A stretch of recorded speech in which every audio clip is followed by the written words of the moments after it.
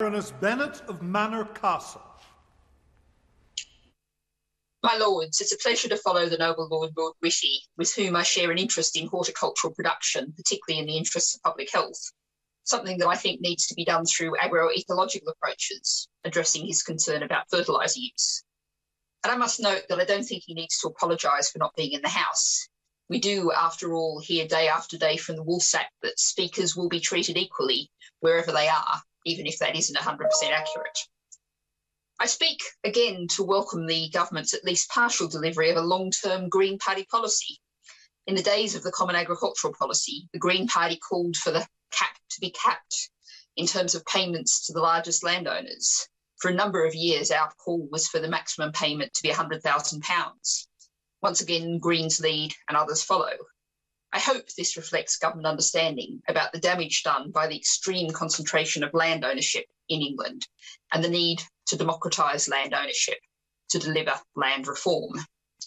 But payments for the largest farms are being reduced by 25% for payments over £150,000, and the smallest farms being reduced by only 5% is at least a small step in the right direction.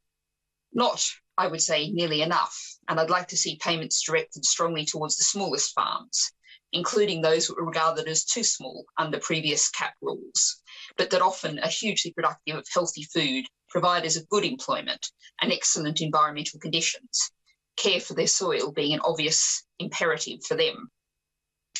That's not to say there are not, however, grave concerns about the progress or not of government plans for payments to farmers.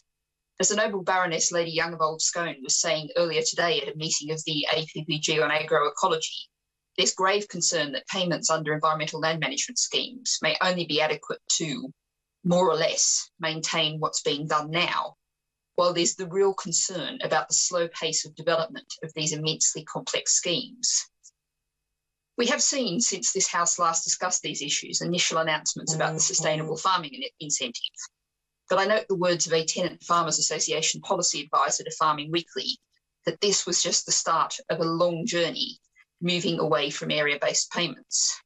I quote, "There's still a lot of work to be done to ensure SFI becomes a robust and tangible scheme that can be practically implemented for any farming system," they said. This is uncharted territory, as the noble Lord Rooker said earlier. We're talking about 8 standards to allow farmers to build their own farm agreements for greener landscape, cleaner air and water, guarding against the climate emergency and flooding, at 3 different levels. The complexity and the potential difficulty of monitoring delivery, and as the noble Earl, the Earl of Devon, referred to, the fact that farms are very often also homes and the privacy implications looks daunting.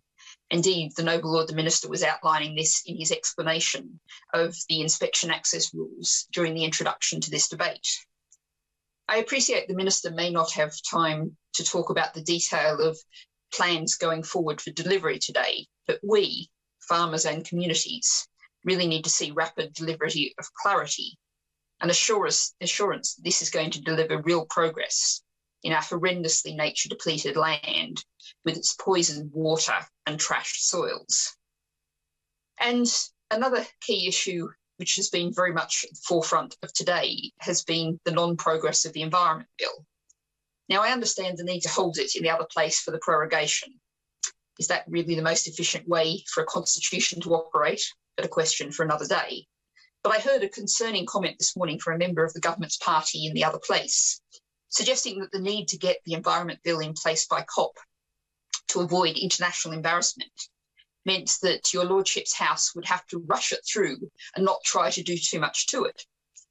Given the close links of these payment regulations to the operation of this bill, I hope the noble Lord the Minister can give me the assurance today that the government intends to see that this House, with its large number of expert voices with strong interest in the issues in the Environment Bill, has proper time to scrutinise it.